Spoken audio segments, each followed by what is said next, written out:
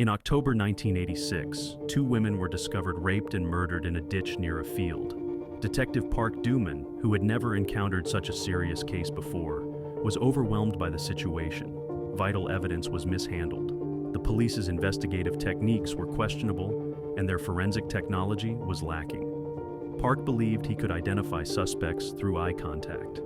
Upon hearing from his girlfriend that a mentally disabled boy named Kang-ho, who had scars, lived in the town, Park decided to question him first.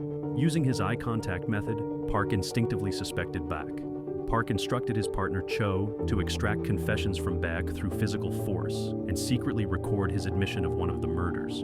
Seo Tae-yoon, a detective from Seoul, volunteers to help them out.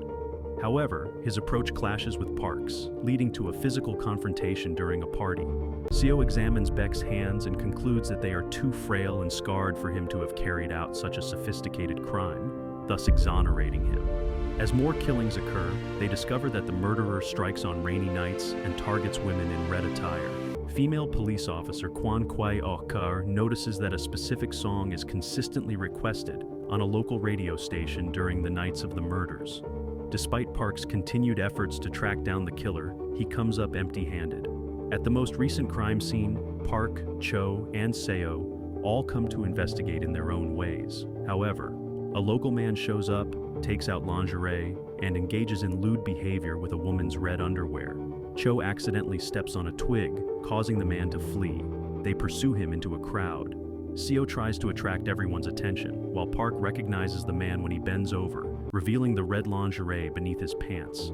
Even though Park had already identified him, he pretends to use his eye contact technique again and has Cho capture the man. Park and Cho persist in their strategy and viciously assault the man. Seo discovers a witness to the killer after investigating gossip circulating the nearby school with assistance from Kwon. When the witness mentions that the killer had unusually soft hands, Seo is able to eliminate the man as a suspect since his hands are very rough.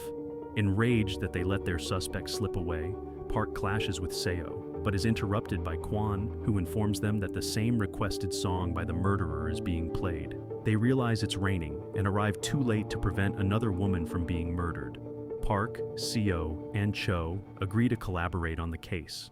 During the examination of the latest victim, they find fragments resembling a peach in the body.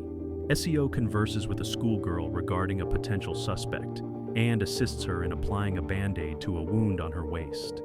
They trace a series of clues leading to a factory worker named Park Hyun-gyu, who recently relocated to the area just before the first murder. By following official documents, which Seo always regards as reliable, they identify Hyun-gyu's address based on a song played on the radio. Initially, the detectives are unable to incriminate him, but Seo notices his hands are as described by an earlier survivor. When presented with peaches, Hyun-gyu reacts anxiously, leading Seo to believe he may be the killer. Before further questioning can take place, Cho loses control and physically assaults Hyun-gyu, resulting in their superior prohibiting him from the interrogation room. Park and Seo hear Baek confess to a previous murder. Seo notices that Baek speaks about it as if he was not the perpetrator, indicating that he may have witnessed the crime himself. They decide to visit Baek's father's restaurant, only to find Cho, who is intoxicated. During this time, Cho is being mocked on TV, which leads him to attack everyone in the restaurant. Baek shows up during the chaos and also gets involved, using a wooden board and accidentally injuring Cho's leg with a rusty nail. Park and Seo confront Baek about what happened, but he becomes scared and tries to escape. Unfortunately, he ends up running into the path of an oncoming train, resulting in his death. Park discovers that Cho's leg will need to be removed due to tetanus caused by a rusty nail, making Park feel responsible for the situation his partner and best friend is in. Due to limited forensic technology, a semen sample found on one of the bodies must be sent to the United States for confirmation of whether suspect Hyun-gyu is the killer using DNA evidence. Seo attempts to follow Hyun-gyu, but ends up falling asleep and missing his opportunity. On that same night, Park's girlfriend is walking through the forest when she is watched by a mysterious figure lurking in the shadows. However, a young girl passes by and becomes the target instead, ultimately getting captured and killed. The following morning, her lifeless body is found. Seo notices a band-aid on her waist.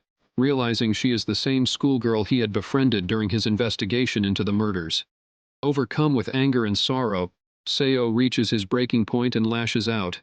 He starts attacking Hyun-gyu, but is stopped when Park arrives with documents from America regarding the semen sample.